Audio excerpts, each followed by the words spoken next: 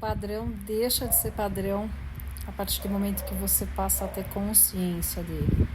E a partir do momento que você tem consciência desse padrão e você continua repetindo esse padrão, é uma escolha que você está fazendo.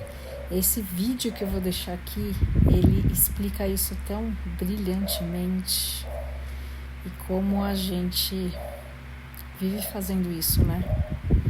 A gente descobre os padrões e ao invés da gente mudar, a gente culpa os outros pelos nossos padrões, culpa os pais, culpa quem tiver que culpar e a gente não muda e continua escolhendo manter o padrão.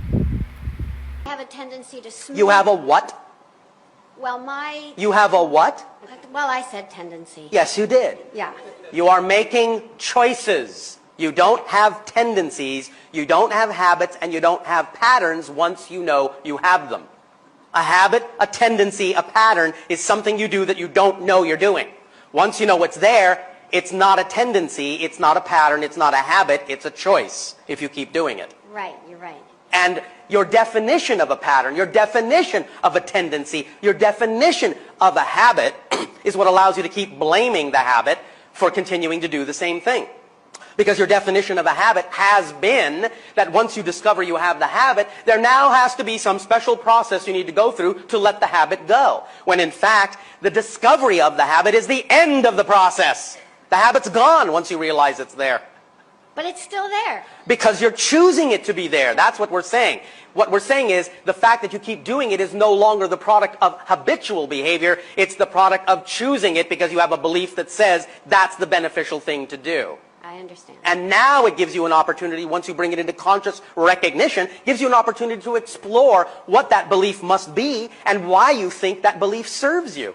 And to thus then choose an alternative if that's what you really prefer. But in order to choose the alternative, you have to identify what the definition is now that's making you continue to choose the thing you say you don't prefer as if it were the thing you did.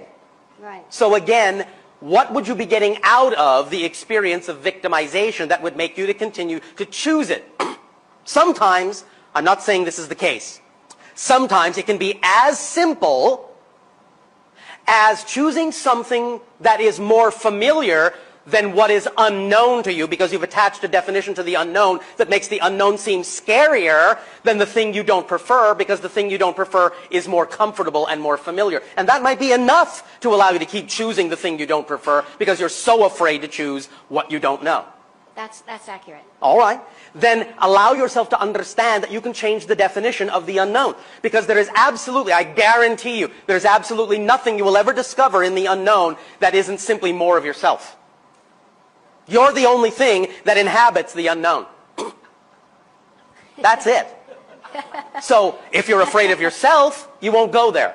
But if you're not afraid to be who you really are, you will go into the unknown with open arms, knowing that the unknown is nothing more than an exciting adventure of discovery of more of who you are.